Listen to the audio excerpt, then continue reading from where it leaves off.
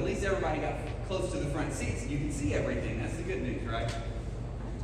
A couple of announcements. If you hopefully picked up your notes page back there, there are plenty of them back there. If you need to go grab one. Our meeting next month will be taught by Alan. Many of you know Alan. We're going to talk about skills as preppers, people who are prepared for emergencies. Having the stuff, having food or water or electricity is important.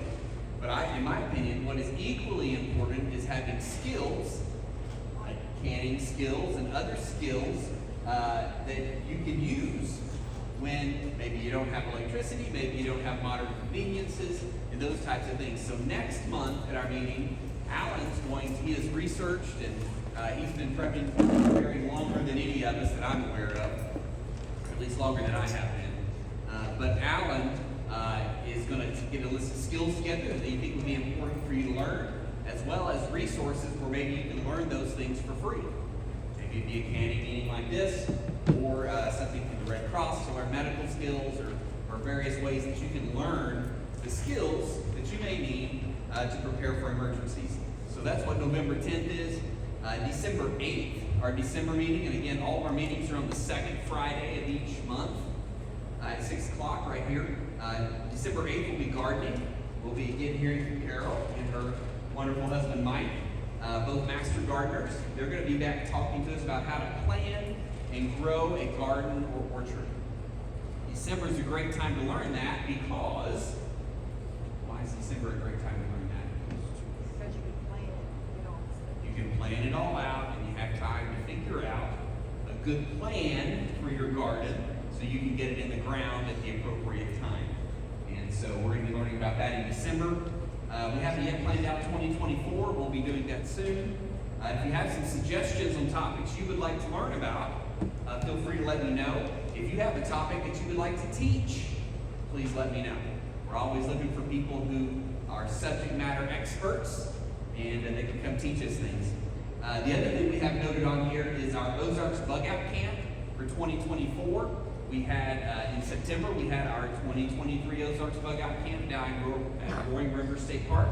We had a good time of fellowship, learning from other people and meeting other people and getting to know people. It's a great opportunity. We're going to be doing it again in September from 12th through the 15th of 2024, again at Roaring River State Park. If you want to attend, you can just come down during the days if you want. If you want to stay overnight, you have to book a site through the Roaring River State Park website. So you book a campsite, they have hotel rooms you can book. If you don't want to sleep at a campsite, you can bring your tent, you can bring your RV, you can sleep in the back of your truck, however you want to do. But if you're going to stay overnight, you do need some type of reservation. So make that at Roaring River State Park website. Any questions or comments tonight? If not, we are so thankful for Carol and her lovely assistant, Alex coming back, and Echo back there, coming back to teach about pressure canning. I posted a photo this week on Facebook. I think you saw it. Did you see that? You know, it exploded and the lid was hanging from the ceiling and the stove was clearly ruined. And we're going to learn how not to explode our pot tonight, right? Well, and it's also a stage photo. Oh. Online? It's got to be real. I know. Okay. I know. Because it wouldn't look anything like that if it had actually exploded, right? Right, there would be food and debris all over. All over the place. Yeah. So we now know it's staged. Okay. Yeah. But it's an eye-catching thing. That was the whole point. It is an eye-catching thing. Well, thank you, Carol, and I'll turn it over to you guys. Okay. Can everyone hear me okay? Heard it? Can you hear me too? Yep. Good. Okay. This is Echo over here. So, yeah. You want a microphone? Not yet, not unless you Yeah, have a just- Q&A throughout. If anybody has any questions. Look, I'm ready to talk. Okay, so this is pressure canning 101. So we're going to talk to you about pressure canning and why you do not need to be afraid of it. This is the thing I hear the most is I'm afraid it's going to blow up. How many people do you know who've blown it up? Nobody. No, there has not been there has not been a single documented case of a pressure canner blowing up since 1983. So, and we're gonna talk about why that is. So I'm gonna tell you, pardon me? Well, that was a pressure cooker. So, I'm Carol Hughes, and I am a food preserver. I teach food preservation at the Cooperative Extension in Webster County. I'm also a retired paramedic, and I have been a master gardener and a homesteader. I've been canning for over 40 years. Alex Sobolewski. I always get stuck on that. Alex is my partner with this, as well as Echo. Alex is an LPN. She is an extremely creative crafter. She does really cool stuff. Homesteader, and she homeschools her 2 boys who are sitting over here. Echo is a homesteader. She is our coordinator, publicist. She's an adventurer and a lifesteader and author. So we are canning because we can. Will your pressure canner explode? This is the question everybody asks. They're scared to death of this because they've heard stories of someone's grandma who had a canner or a pressure cooker blow up. And so we're going to talk about some reasons why that's not going to happen. If my husband will come up here, Michael.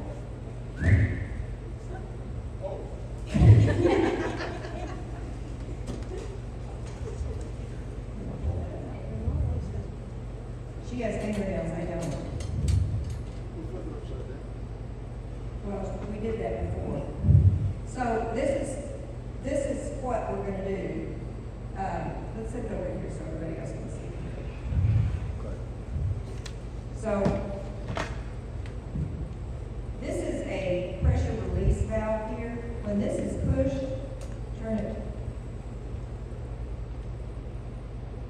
Can't really turn it. Yeah. Is that your point? Yes. Okay. Try to lift it off. Go home to the garage, I get some tools, I can take this off. Probably not. Yeah, probably not. So, I wanted to show somebody besides me trying it because, you know, people might not know what you mean. But now,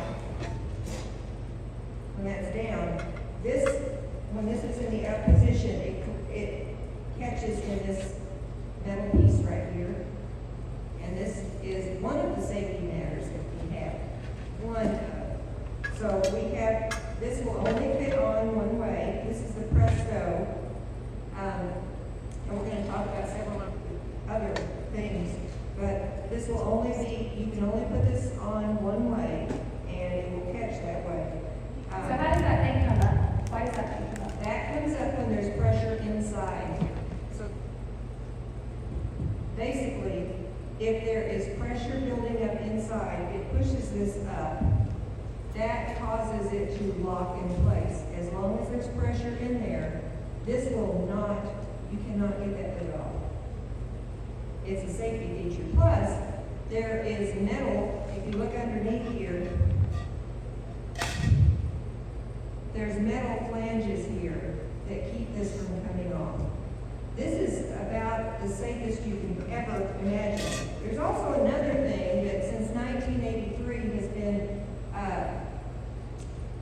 required of all canners, and that is this little thing here. It's called the safety fuse. That little safety fuse is rubber, and we'll talk about how you need to check this. But this little fuse, if that blows, if there's too much pressure, and it's about 250 pounds of pressure inside there, that will cause that to blow. If that blows, the lid doesn't blow off. The pressure comes out this, and it'll make a mess. It will be messy, but it doesn't blow up like the picture shows. So what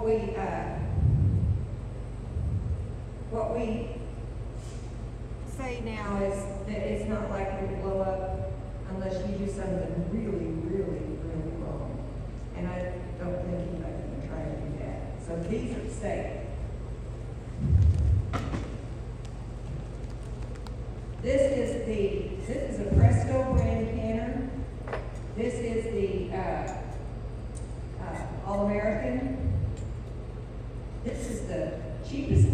can find, this is the most expensive. Get my notes out here so I've got everything covered. Question. Yes, Do you think the All-American is worth the premium price? I know, the main difference I know between the two is one requires a rubber gasket and the other doesn't. that's correct. Eric, can you repeat the question? So, Alan has asked, do we think that the All-American is worth it because it does not require a rubber gasket? All of the others do require rubber gaskets. I had an issue a few years back where I had Miro canners, and the Miro canners require a gasket. I couldn't find one anywhere. I tried to get them even from China. I couldn't get them from anywhere. I got them, I looked all over the internet, I looked all over town. I had 2 Miro canners. I was so frustrated, I went to Walmart and bought the cheapest ones they had, which is these. I love them. They're safe. They work just as well. The only difference is, and I buy extra rubber rings, the gaskets. I buy extras of those, and I buy extra the safety fuses as well, so that if something happens again, I've got some. Yes, Alan. Any idea of the life expectancy of those replaceable parts, i.e. the rubber parts? The rubber parts should be replaced about every 3 years. What if you just have some in storage, but they're not being used? As long as Shelf they're life. not being used and you have the rubber ring off the inside. So I'll show you here how we check this.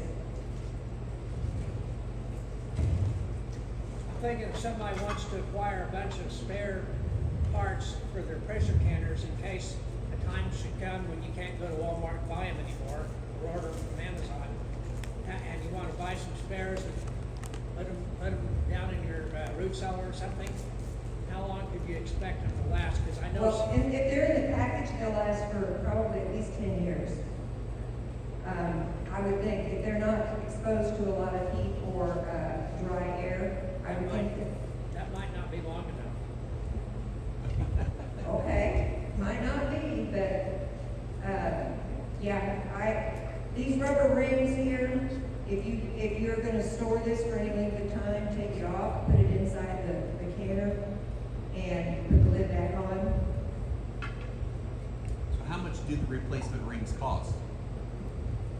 A replacement ring and safety plug is $10 on Amazon. I checked today.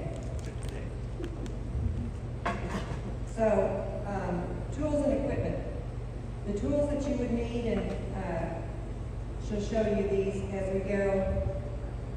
You'll need a pressure canner, not a cooker.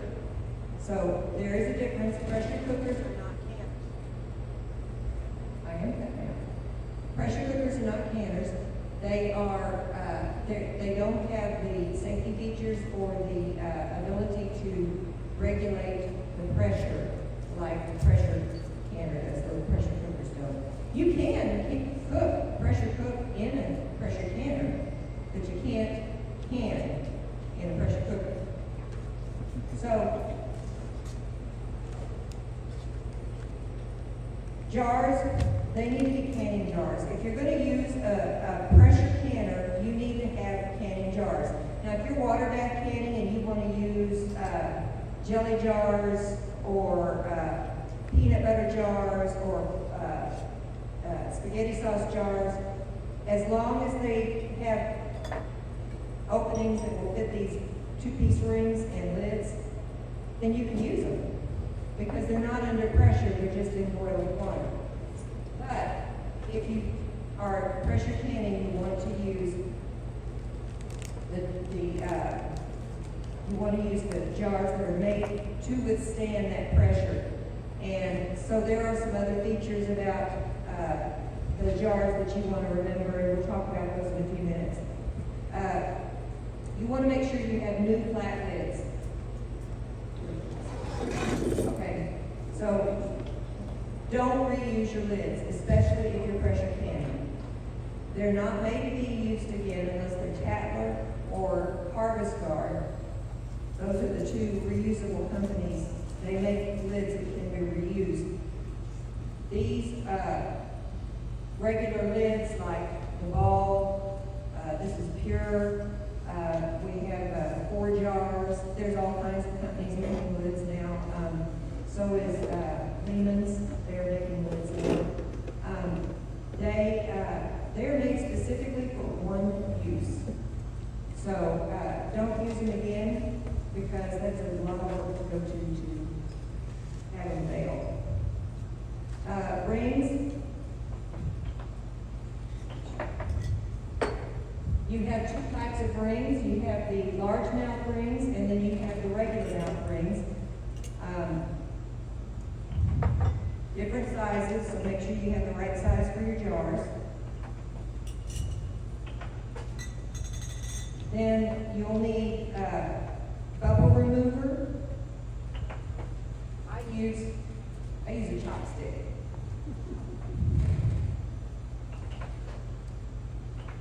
You will need a funnel. Someone asked who this is from. This is from Kilmer. They make these ball necks, and lots of companies make them. I got mine at Walmart. Yes.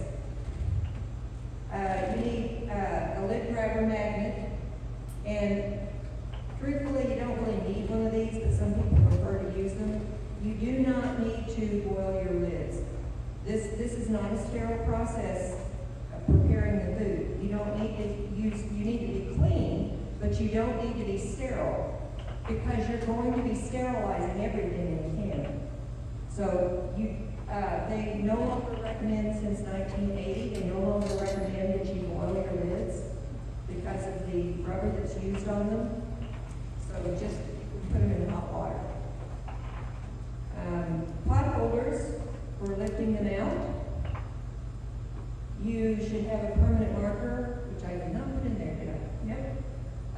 A timer, and the timer, this one does not use a battery. You need a reliable timer. I know this because I had one that required a battery, and the battery quit when I was canning. So I had to start the timer all over again. Dish towel, ladle, and it's good to have a cutting board. I don't have one here, but if you have granite or stone or some sort of a countertop that's cold, to have a cutting board and then put the dish towel over that. You do not want to put your hot jars onto a cold surface. They'll break. You'll need also vinegar and a rag or a paper towel to wipe the rims with. Which I already did. Yes. So we're just canning water. And this is what I always teach when we're doing pressure canning. You need process. You need to understand the process. We couldn't move these for 12 to 24 hours after we have processed them. So we're just water. You want me to walk them through the steps so we can get this going? Yes. All right. So So we're gonna add 3 quarts of water to our canner and some vinegar, and then we'll put our jars in it. We'll shut it and put it on the stove until we get a steady stream. And that has to go for 10 minutes. So then we'll start timing, and then we'll get back. So she's gonna put the jars in here, she's gonna put 3 quarts of water in there, and she's gonna put some vinegar in there. And vinegar is just to keep from hard water deposits collecting on the jars. It just looks better. You do not need salt or sugar when you're pressure canning for preservation purposes. You're preserving it in the jar. The only reason you would put any salt or sugar in is for taste. So then we have the parts of the pressure canner. You can see here I've already talked about this, the vent port here. This is what we're gonna let steam come out of for 10 minutes. And that's important because while that steam is coming out, air is coming out, and it helps to build the pressure. Some of the canners have a gauge on them, and some of them just have the weight. And this is an example of each one. The one that she's using here is just the weight. It's right here. And then this one has the gauge and it has a weight that's inside here. A counterweight. To keep, that counterweight is to keep steam from coming out too fast. It's the amount of pressure that rocks that weight and keeps that weight moving so it allows steam to escape when it gets to too high of a pressure. So it's a good thing to have. What kind of pressure should we use? Well, in Missouri, it's going to be pretty much 11 pounds by the gauge. If you have a gauge here on your canner, you'll want it to get to 11 pounds. If it's the weight, you go to 15 pounds. And there is no place in Missouri that the elevation is over 2,000 feet.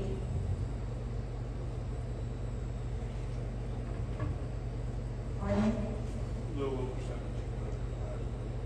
Yes. Yes, the highest point in Missouri is a little over 1,700 feet. And the second highest part is Marshfield. That's where I live.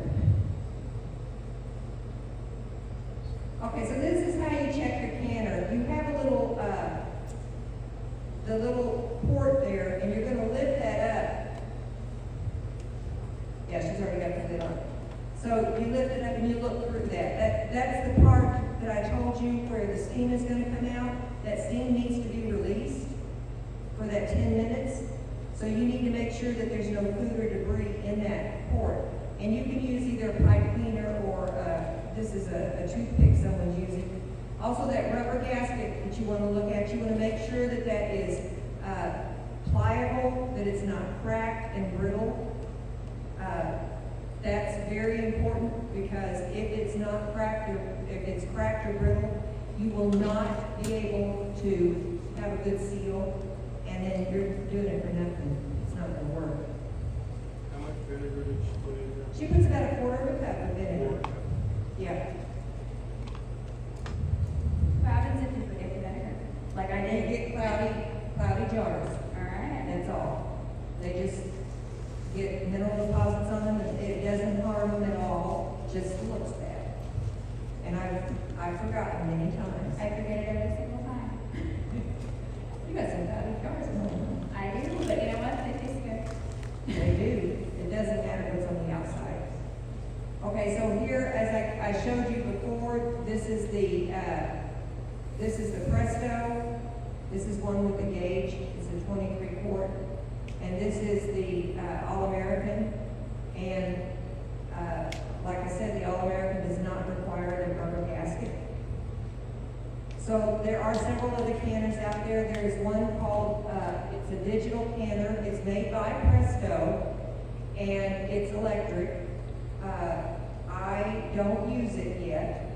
It has not been tested by the National Center for Home Food Preservation. And if it gets tested and it gets approved by them, I'll probably buy one. They're real handy to have.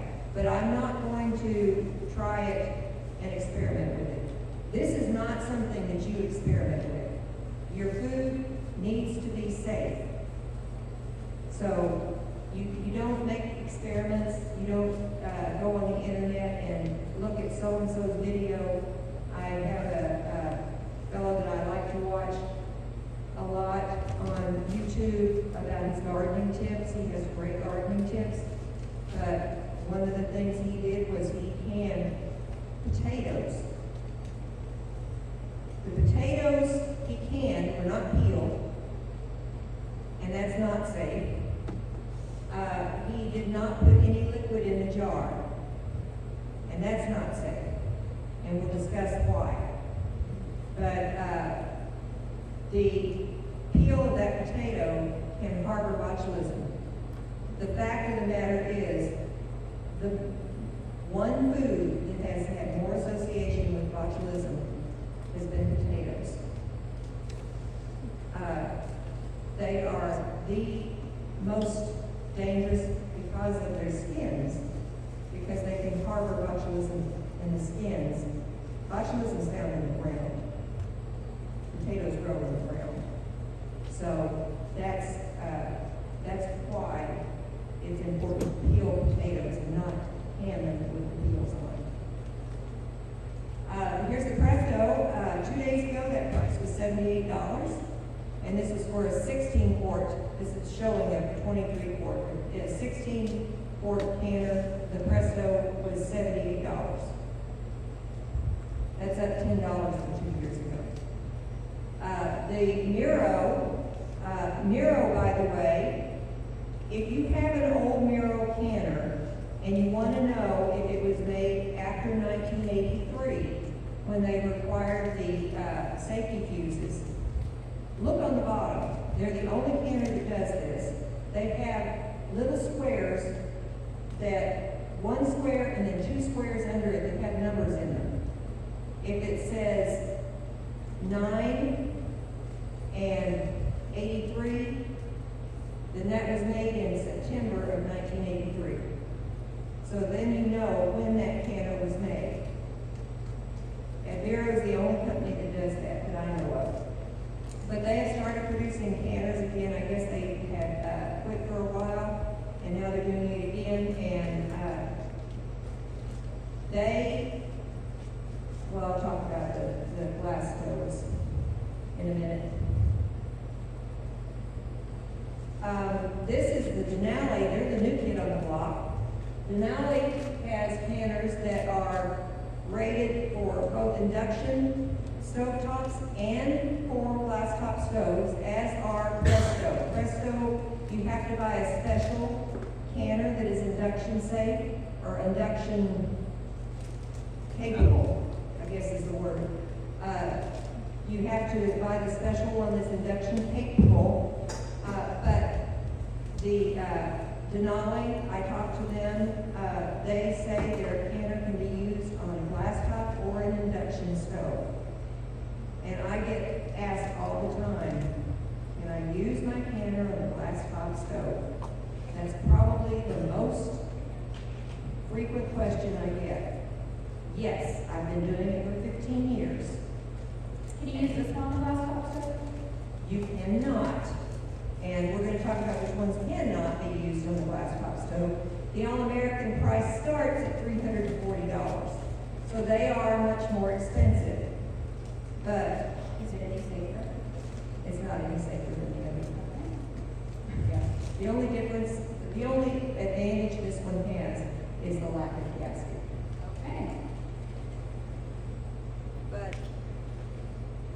this cannot be used on a glass top stove, and they discourage use on an electric stove unless it has heavyweight burners, because this is much heavier. And when we get done, if you'll come up and try and pick this up. It's pretty heavy.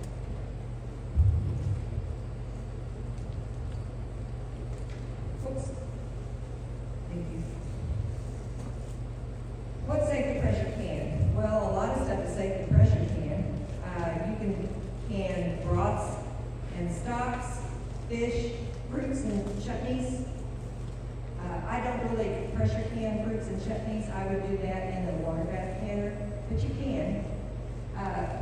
Legumes or beans. What is a chutney? It's a combination of fruits and some vegetables, chopped, kind of chunky. It's kind of like a relish. You eat with meats. What's that? It's kind of like a relish you eat with meats. Yeah, it is. It is. It's, yeah, a relish would be, yes. Yes. That's a, thank you. Yeah. Meat. I love canned meat. Poultry, waterfowl, soups, stews, and chilies, tomatoes, and vegetables, and wild game. A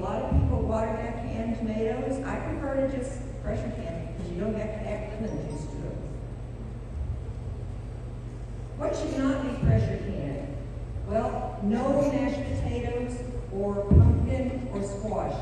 Anything that is pureed like that, it's so thick and dense that it will, the heat will not penetrate the center. So you can cube it and put water in there with it, and then when you finish canning it, if you want to use it, take it out and puree it. It's a lot easier to puree it too. But it just doesn't, it's not safe to do it. It doesn't get hot enough in the center to make it safe. Milk and milk products, you cannot can any milk safely. You cannot can butter safely. There are a lot of people that do it, and a lot of people say, I do this all the time, and I cringe. It is not safe. You need 275 degrees to can any milk product. Our canners get up to 250 at the most, pressure canners. So it is not safe to do. Now you can make ghee, which is taking butter and taking out all the solids in the butter so that all you have is the fat. And you can put that in a canning jar and put it on the shelf. It doesn't need to be canned. You just put it on the shelf and it will last for about a year. Some people get more, but it will eventually go rancid like any fats do. But that's if you want butter canned, that's the way you can do it. Because it's not really canning it, but it's removing all the solids in the milk. You don't want to do strawberries in a pressure canner because they just turn brown. They don't do well with that much pressure and heat.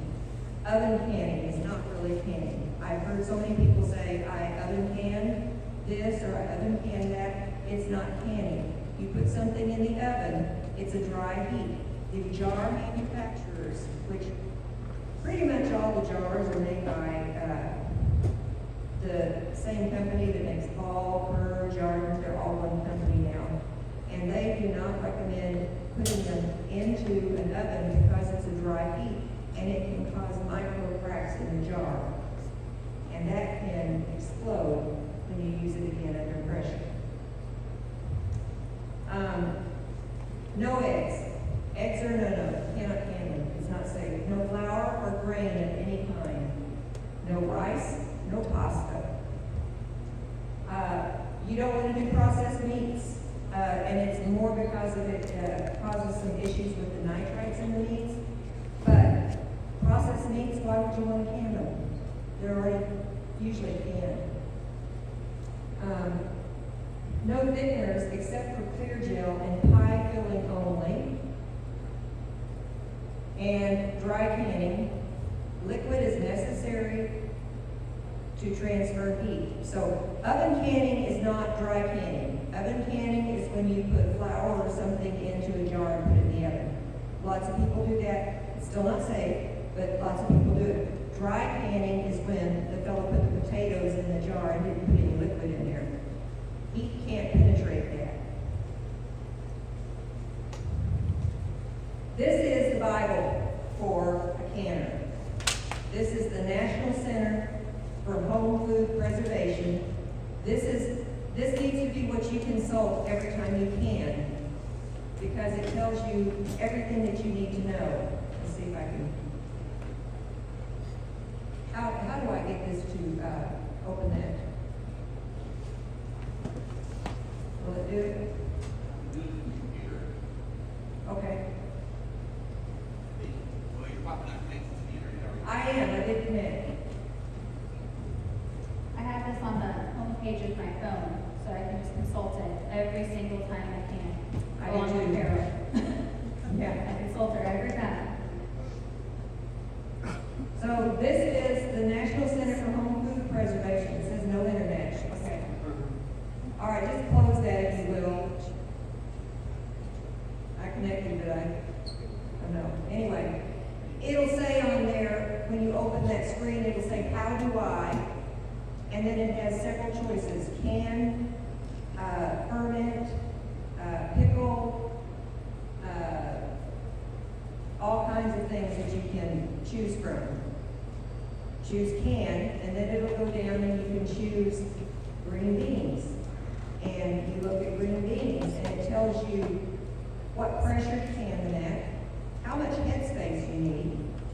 It tells you the amount of time you need to can it, and at what elevation you are. It gives you everything that you need to safely can green beans.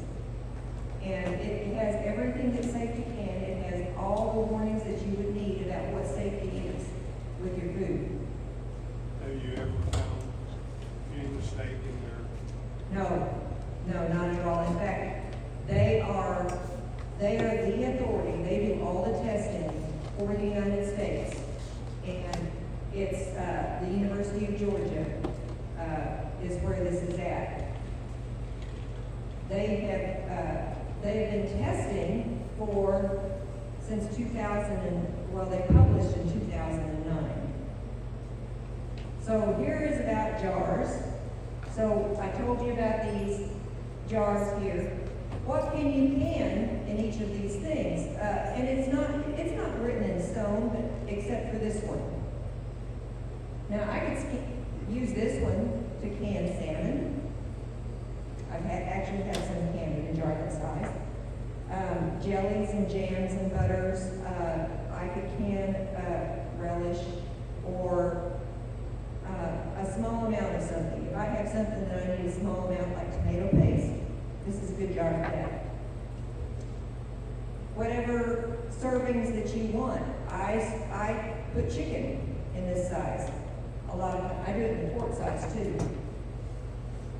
I always prefer the wide mouth jars because you can get things out easier. If I'm going to make a broth or something liquid or a soup that'll pour out easily, I'll use the regular mouth, but I prefer to use large mouth for everything. It's just easier to get things out. This, I understand, I've been told that this one is no longer being produced, so if you see these in the stores, snatch them up. So this one is not a canning jar. It's cute. I keep spices and herbs in it at my house, but this is not a canning jar. It says ball, but these lids will not fit this. This is not intended to be used as a canning jar. I've seen people try to. This is the only thing that you can in the jar this size safely is apple juice and grape juice. That's the only things that have been tested that are safe. But they're great for flour or sugar. Why does the size? Because the size of it is too large for the heat to penetrate. It's all about heat penetration is what it is. That's the total thing with canning, with pressure canning, is heat penetrating. If it doesn't penetrate, it's not going to be helpful. So, can you use a pressure canner on a glass stove? Yes, you can. The All-American and Nero have concave bottoms, and they say that those concave bottoms that collect heat, and it will cause it to break the glass if it gets too high of a heat.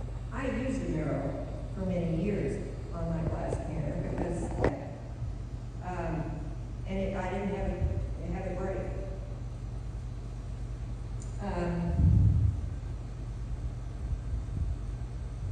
Most of the canners are rated for 160 pounds, or most glass top stoves are rated for 160 pounds on them.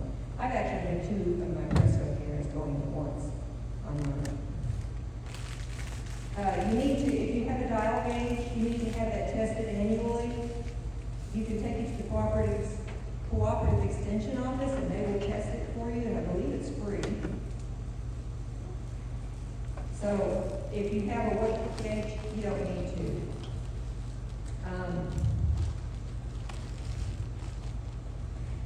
All right, this is, so yes, Can you repeat that? I'm sorry, about the gauge. the gauge needs to be tested every year, and you can get that tested, checked at your cooperative extension office. And that's for every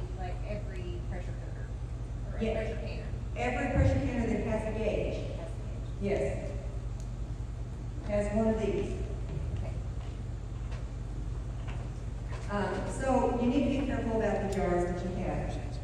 If your jars, okay, if you get jars from someone who sells them on the marketplace, and you get them home and you clean them real good, and you start to can in them, and you hear a loud bang, your jar exploded inside.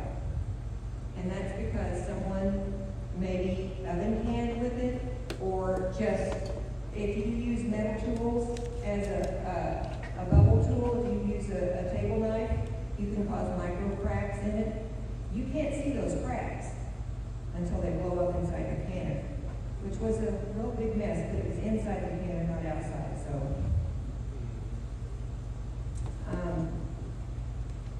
Filling your jars. So there's such a thing as head space, and that's the space between the top rim of the jar and your food.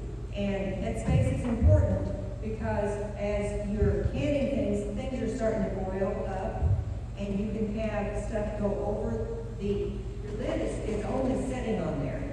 When you put your lid on, you're putting it on finger tight. Now what does that mean? Finger tight means that you use your fingers, not your hand, not your wrist. If you get it too tight, it'll cause your lids to buckle. Air needs to be escaping from that jar as it's being canned inside that canner.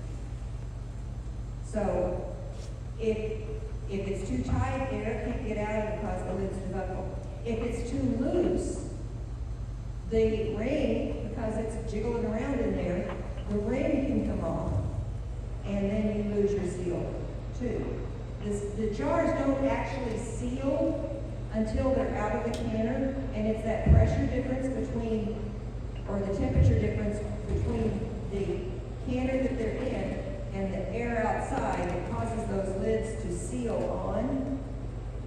So you want to make sure that when you pull the jars out, you're not tipping, because a lot of times when you get the jars out, there's water all over the top, and you pick it up and you think, oh, just tip that off. No, don't be tempted to do that because the lid is not sealed yet.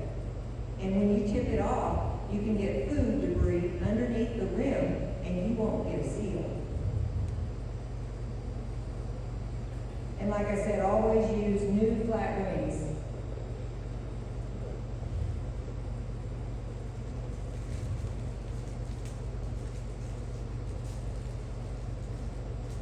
You want to always use new ones. Did you say all of those are the same, all brands? No, not all brands. Ball, Kerr, and Jarden jars are all from the same company. They're Bernardin, which is the Canadian. The company is now Jarden. Spell that. Jardin. So, we'll stay on.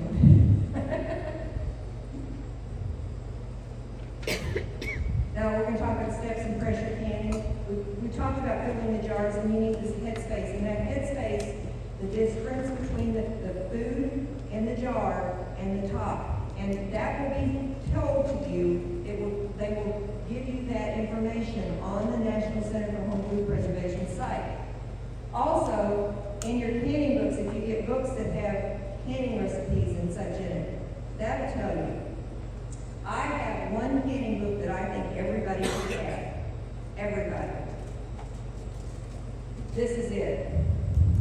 This is Melissa K. Norris, and it's everything worth preserving. It's not just pressure canning or water bath canning, it's dehydrating, it's fermenting, it's freeze drying. I love this book so much that I bought Echo and Alex copies. So this is really worth the money. If you're going to buy one book, this is the one I recommend. It's $30, something like that.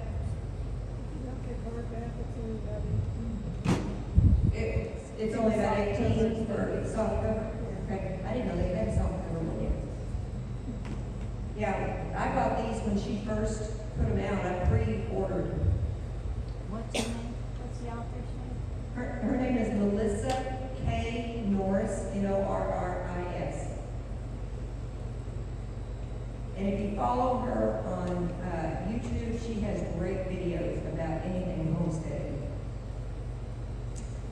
So the steps in pressure canning, check your canner, add 3 quarts of water. We've already done this, add a quarter cup of vinegar. You want to heat your canner if the food you put in the jars is hot. You want your canner water to be hot. If your food is cold packed, for instance, if I'm doing raw chicken breasts, I buy chicken breasts and put them in the jar. The simplest thing in the world you can. You just take that chicken breast, you stuff it in the jar. And isn't that dry canning? Nope, because the moisture is in the chicken and it produces a lot. It's kind of surprising when you see how much water or liquid is in there. And if you do that, then when you're done canning it and set it on the shelf, the chicken's already cooked. Yes, It's raw when you put it in, but the Yes. pressure canning process. yes, Alan. Is this boneless, skinless, or bone-in, skin on? You can do And either you one. make gravy out of the You broth. can do either one. So, if you go and you buy the chicken in the can at the grocery store, you look at the ingredients in that. Some of them you can't pronounce. I look at the ingredients in my jar. It's the same thing. It tastes just as, actually it tastes better than that canned stuff you buy in the store. And it's just chicken. Yes. Can you overpack the jar with the chicken? If you leave the headspace, Yeah, it won't. even this way. Yeah, no, it's not gonna, Oh, yeah. It'll actually shrink down during cooking. Just like chicken does when you cook it, so. Yeah, I do chicken, beef, hamburger. There's some special techniques for hamburger that you can do. You need to, cook your hamburger first and then rinse the, hamburger off with the, and then you can put it in the jars. And I add, beef broth water in mine. It just makes it a little more flavorful. You place the jars in the canner and lock your lid on. That lid's not going anywhere until you take it off the end of it. It's not going to blow up. You turn the heat on the medium high, and you wait until you see a steady stream of steam coming out. And when that's steady, and it needs to be a good steam, not just a little bitty puffs of it, but a good steam, when that starts coming out, you wait 10 minutes. And then you put your weight on. So you're going to use a counterweight. So this is coming out, and if you look at it, it's not coming out real solid. It needs to come out solid. You'll know when it starts. Yes, you will.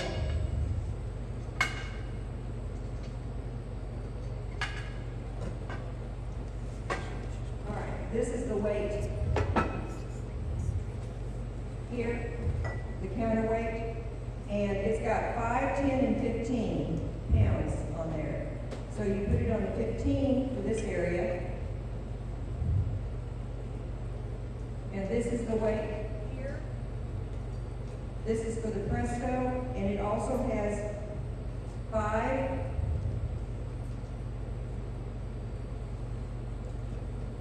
10, and 15. So put it on upside down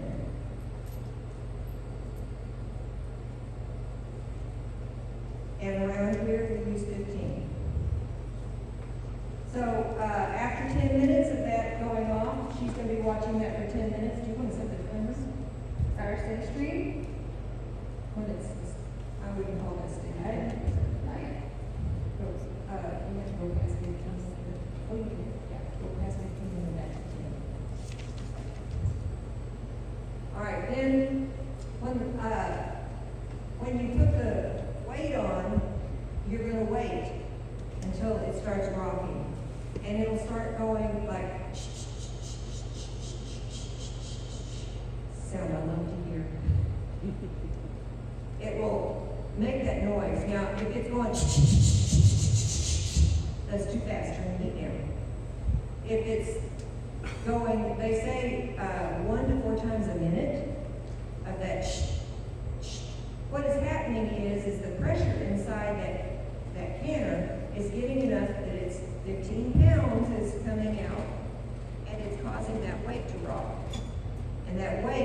is moving, and that's causing the noise, and that's keeping your pressure maintained. If you do it too fast, where it's like, that's gonna cause siphoning. And what siphoning is where whatever is in the, container, the jars in the canner, whatever is in there is gonna start coming out. And when you open it, you're gonna see a lot of either food or discoloration of the water that's in there. That means your jars have siphoned. You have a greater likelihood of your jars not sealing if that happens. So be safe. And be safe by, not losing the food that you worked so hard for. So then you start, when that timer is started, when you start timing your food is when you hear that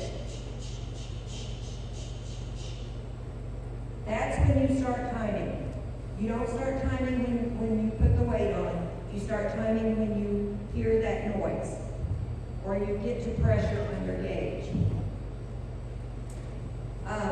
Then you time when it is time, when your time is up. So say you've got 20 minutes, you're doing tomato sauce, and you need to can it for 20 minutes. Then you just reach over and turn your heat off. You don't do anything else. You don't move it off the stove. You don't try to get the lid off. You can't, because when you first turn that heat off, it's got to cool down some, and the pressure's got to come down. And that little knob that was on that one that we held up, that little knob, that when the pressure is released and back down to zero, it will come down. It will drop. And on this, you would look at the dial and see that the dial goes back down to zero. And that's when you're able to open your jar or your can. So you open it, make sure that you keep it turned, you open and tilt it away from your face. You don't want that steam coming on your face.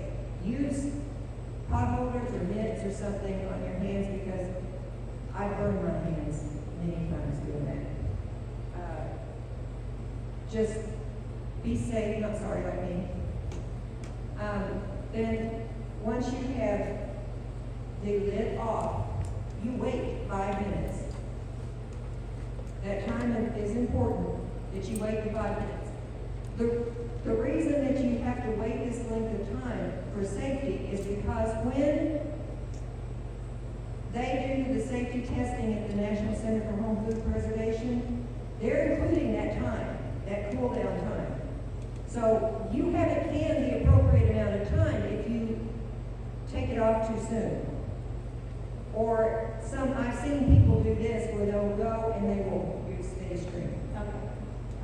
Where they will take that weight and they'll touch it and make it release more steam. And they'll keep doing that to try and get it to do it faster. That's not safe. One thing, it'll cause siphoning. It can cause your jars inside to crack and break. Or it'll cause you not to get a good seal. And you need a good seal. So you're going to take the jars out of the canner after 5 minutes using a jar lifter. You're going to just take them and you lift straight up, over, and set them down. You don't want to tilt those jars. I already told you about that. Don't tilt them. So then you're going to let them sit there. So you want to make sure that you don't put them on granite or anything directly onto a cold stone. It will break your jars. So you take them and you sit them onto a towel, or if you got, I have butcher block countertops in my house, so I don't really have an issue, except I will still put down a towel. But if you use a cutting board to give you a little bit more buffer between that counter and the jars. After about 2 to 3 hours, you can check to see if your lids are sealed. How do you do that? Well, there's several ways. You can, thank you. Hear that? That is not sealed. If that jar was sealed, it wouldn't do that. You can also take a spoon and tap on it, and you'll hear the difference between a sealed jar and an unsealed jar. And later on, just to make double sure, you take the jar and you lift the lid, not the jar. That seal should maintain. And I've heard people say, well, I don't want to have the lid come off if I do it like that. Well, yes, you do. Because if you do it like that and the lid comes off, it wasn't sealed. That sealant should hold that on the jar with the weight of the jar under it. So try that. So after 12 to 24 hours, you're going to take off your rings. You never want to store your jars with the rings on because it can create a false seal. I actually had a jar of chicken one time that wasn't sealed, and when I picked it up, it still was sealed. Picked it up, but I set it on the shelf, and I came back a few months later, that lid had popped. I wouldn't have known that if I had a ring on there. Or it would have exploded the jar too, right? It possibly could, yes. I actually had the lids blow off of one time when I first started in canning. I canned green beans. I didn't know that you pressure canned them. Sorry, how long do I need to wait to put the ring on? So after that lid is sealed, when can I actually put the You ring don't store them with the rings on at all? at all. Yeah, you don't want to store them with the rings on. And there's lots of pictures of people storing them with the rings on. Yeah. That's why it's so confusing. I put rings on if I'm gonna transport or if I'm gonna gift them, like for Christmas and I'm gifting, I'll put the ring back on because it's gonna get jostled around, but I know it's sealed, I've already taken the rings off. And in my collection, I'm sure you guys are the same, I have far less rings than I have lids. I buy new lids all the time, I'm gonna keep my rings, once I'm done canning, once I check my seals, and I take those rings off, put them in storage, I'm using the same 100 rings and 1,000 lids. Does that make sense? Yeah. Your need is 1-to-1 because you're gonna take them off and reuse them. It's the lid that you're buying each time. Sure. Yes. Yeah, and that's right. If you're going to give it as a gift, if I'm going to use it like a jelly, if I have jelly, I make it and give it as gifts, and I will put the ring on there. And the first thing people do when they get it is they'll tighten it. That's not holding that lid on. So We're almost there. So what you're going to see here is that little valve popped up because the pressure reached where it was supposed to. And Should we still, start counting now?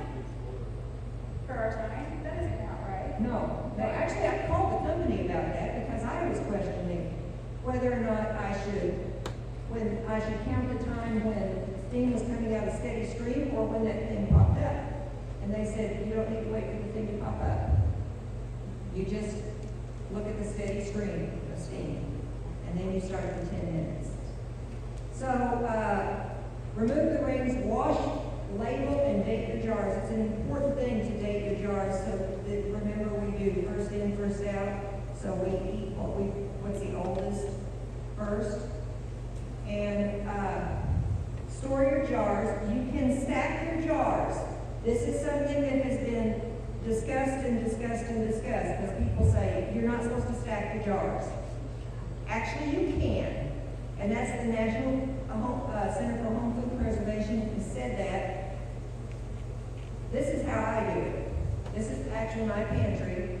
And I go to the Dollar Tree and I buy these cheap little baskets. Now I do not lift my jars in those baskets. They're too flimsy. But I can stack them like that, and I can store them. So you can do it up to 3 high. They don't want you to have more than 3 high. But yeah, you see all these people with these pantries that have 1 levels of canning jars, and they build these special shelves. You don't need to do that.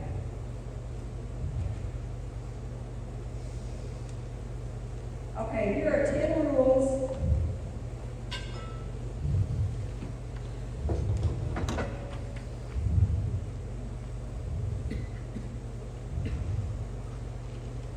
Pressure canning. Always keep your vent pipe clean. That's the thing that's here. You want to be able to look through that. So look at some light through it. Make sure that you can see light through that vent pipe. Right. So our steady stream has been going for 10 minutes. Yep, now you can put your weight on. And we will wait for that to start. Always let your, okay, add vinegar. Vinegar's your friend. Vinegar is good for putting around the rim, especially if you have something fatty in your, or sugary in your jars. That can cause crystallization, or it can cause the lid to not seal. So you take vinegar on a rag and you wipe the rim with that vinegar. And it also prevents the mineral deposits. And it's why Alex has cloudy jars. Yes. Always let your canner vent for 10 minutes. Always let your PSI drop naturally. Got another question? Yes. Sorry. Don't be So sorry. on every, like, anytime you can anything, you need to wipe your rim with vinegar. You can, if you're doing something like green beans, okay? Green beans are not fatty, they don't have sugar. Okay. So I just use water on those. Okay. But Only if it's if it fatty. has sugar or fats Okay. in it. Thank you. So let your PSI drop naturally. PSI is the pounds per square inch, and that's what that pressure buildup that you have inside the canner. Let it drop naturally. Don't sit there and do the wake or take it off the burner. Open the lid away from your face. Be sure to use mitts or pot holders. Let the jar sit 5 minutes before removing. Use a reliable timer. Like I said, I had to start over again because my battery quit in the middle of my time on canning. Do not set the timer until the desired PSI is reached, so that's going to be whatever this dial says, or when your weight starts doing the Now, what happens is when this weight starts, you'll need to adjust it, so it's on medium high right now. Turn it down a bit. And you'll have to judge, because everybody's stove is different, you'll have to judge yourself how far to turn it. I usually turn mine to 4, and that does fine. Do not set your timer until you reach the PSI. That's when you start timing. Don't place hot food in cold jars or place a hot jar on a cold surface. So one way that you can keep your jars warm, I can put them in my canner before I fill them so that they're warm if I'm going to use hot food. Or I can put them in my dishwasher on the dry cycle, and that'll keep them warm too. And do not let your PSI drop. So if you, for some reason, have a power outage and your PSI drops, then you want to restart your timer. So if you're using an electric stove and the power goes out, your time needs to restart. If you have, for some reason, your gas burner stops and you have to restart, then you have to restart your time.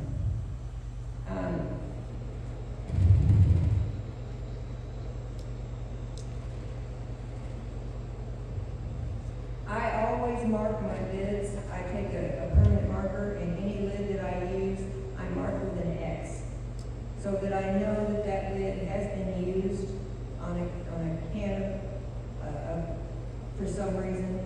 I don't want to reuse my lids. I'll use them for, I'm a freeze dryer. If I freeze dry, I can put my food in there and use one of those lids. I don't need as a seal like I would with candy.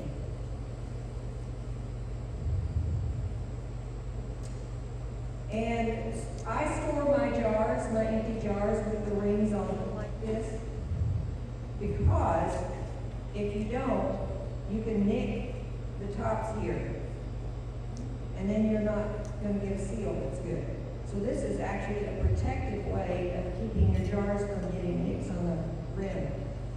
Before you ever put anything in your jars, you wanna run your finger along that rim and make sure it's, not got nicks or cracks in it. I've actually found some with them. And have I left anything out that you guys can think of? I don't think so. Okay, we should be hearing this in just a minute. Does anybody else have any questions? Yes? So you can, is there like a recommended amount of times you can reuse a jar before you would have more of a higher risk of like microchips or something that you wouldn't be able to see in the jar? Micro cracks you won't see in the jar. If I'm using my jars and I bought them new and I'm using them and I'm taking good care of them, I'm not putting them in the oven, I'm taking good care, they can last me 20, 30 years. Yes, Finish your question. pardon me? I didn't mean to interrupt your question. No. We finished. Inside the canner, can you stack the jars in there? Yes, on some canners. This one, you can stack, in fact, it comes with two. And so if I have pint jars, there's enough room for me to stack them. Only if you have the tall. And Presto You cannot. makes a 23 quart one, you can also stack it in it. I Yes. find that's what I have in it, was the most cost effective for me. And you still just put 3 quarts of water, no matter even, it doesn't have to be water touching that second level or anything. No, you don't have to have water tension in the second level. What if you don't fill the bottom with jars? In other words, you don't have Yeah. enough product to, Well, I think how many jars you put? She only put 4 in there. okay, so You- no I matter would what, it's say- only 3 quarts of water. Yep. Yes, no matter what, it's only 3 quarts of water, and I don't recommend less than 4 jars because they are moving around in there and they can fall over. If you use 2 or 3 jars, they can fall over and then you've lost it. So this is something that I do. I take jars and fill them with water and stick them in there too, so that I've got sterile water in my jar. And that's one of the things that Echo brought up last time. These jars, it doesn't matter what you do, these jars are gonna be sitting there. Might as well have water. Put water in them. Put water and take one of those lids that you marked an X on and put it on there. And just set it on your shelf. It's not gonna take up any more space, and then if you need water, you've got water. Yes. When you say that makes it sterile, is that the same thing that you would be using for a first aid kit? When a first aid kit calls for sterile water, is that the same thing? Most of the time, first aid kits don't call for sterile water, they Right. call for saline water. You could use that if you needed to rinse off something, it'll cause more pain because it's more irritation. But, yeah, you can use it if you need to. Yes, Oh, I think maybe he was. Alan? If memory serves me correct, you don't ever place the jars directly on the bottom of the canner, you put that spacer in there. Right, As I right. mentioned And that's one of the things that one of the slides showed. You don't put it directly on the bottom of the canner because it will cause it to crack. So this is my talk to you about why I am so careful about canning. I spent many years as a paramedic, and during that time, several years ago, probably close to 20, I transported a little girl who was 3 years old to a larger facility, hospital, Children's Hospital in St. Louis. This little girl, as the doctor said, was gravely ill, and I personally, I don't remember what it was that she had. I'm thinking it may have been listeriosis. I can't recall for sure. It was not botulism. But she got sick, and so did everyone in her family, except Grandma. Grandma canned the food. Carol, we're jiggling back here. Yes, we are. That's going a little too fast. We'll turn that down. Okay.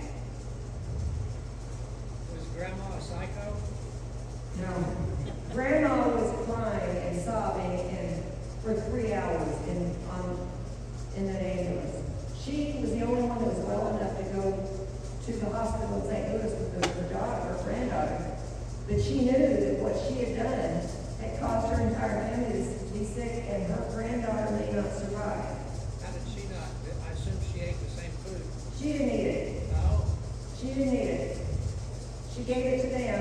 They ate it at their house. She didn't eat it. I decided then that I was never going to be that grandma. I have grandchildren now. I can't imagine causing one of my grandkids to get sick. So I'm hyper alert and hyper aware of food safety. Another incident happened when I worked in the emergency department. We had a woman brought in who, her husband woke up in the morning and she was paralyzed.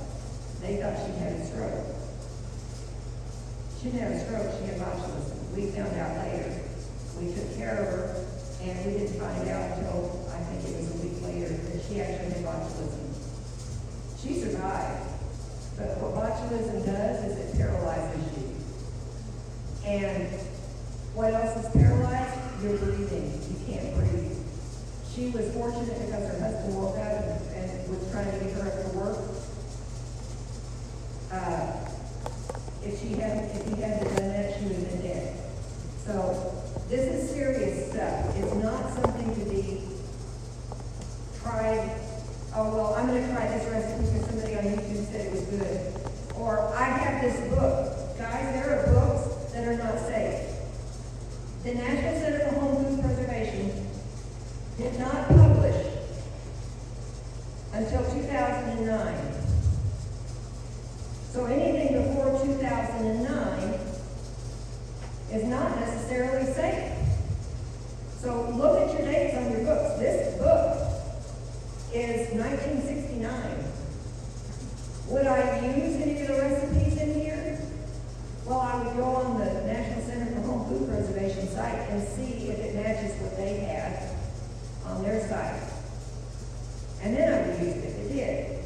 But there are people who are using books that are not safe and that have not had safe tested recipes. I recommend Melissa K. Morris. Her books are all, or her recipes are all safe, and go by the National Center for Home Food Preservation's recommendations. And so this is, if you listen to this is it's a little bit fast, it's not too bad.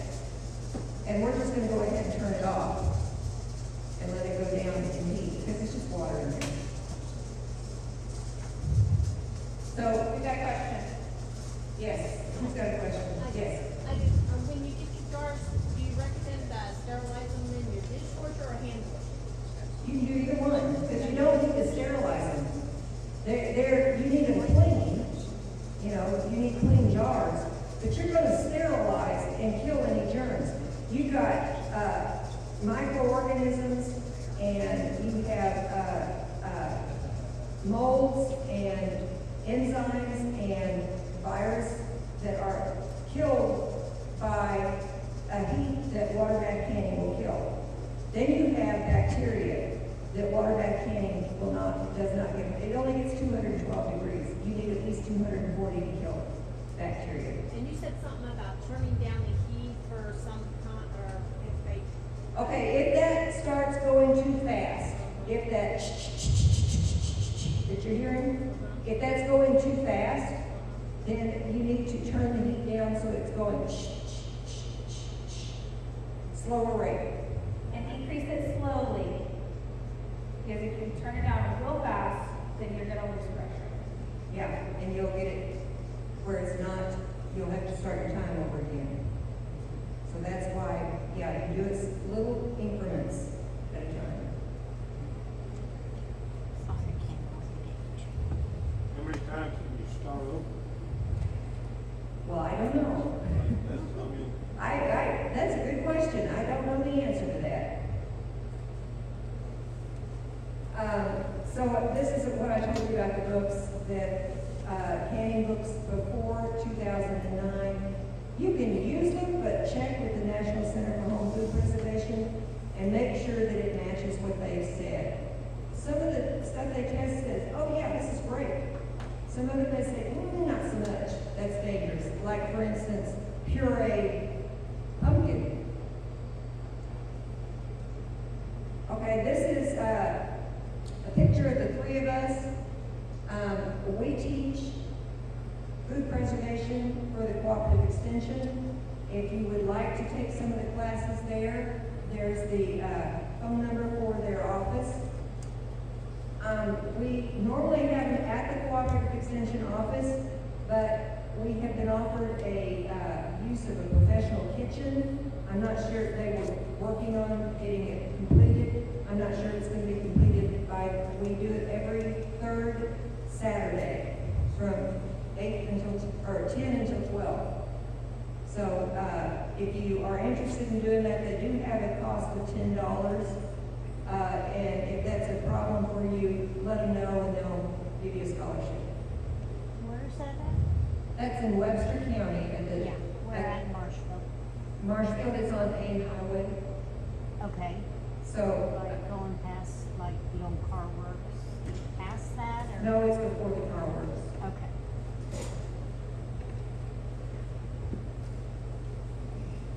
And if you call their office, they'll give you the street address. I think it's called Marshall. A Highway.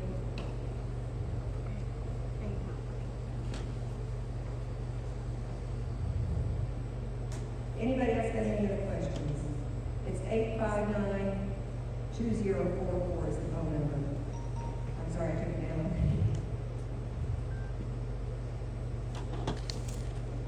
Do you guys feel a little more comfortable with pressure canning?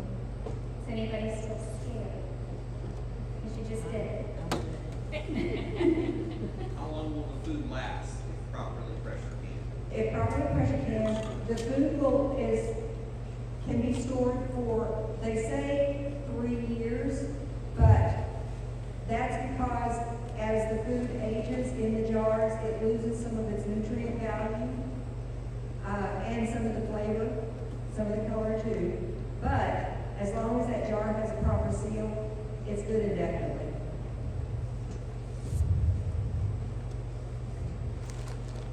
Any other questions? Have you ever canned bacon? No. Bacon is a processed meat and it's not safe. Okay. And the reason is because there's so much fat in it, the fat goes rancid. Yeah. So, you can put little amounts of bacon in your beans. And the National Center for Home Food Preservation has that information. I also wanted to tell you ladies about something. We have a new group, it's called the National Ladies Homestead Gathering, and it's nhlg.org. And there's a group that we formed locally that is, it meets in Republic at, what's the name of that coffee place? Black Lab. Black Lab, thank you. It's at Black Lab, thank you.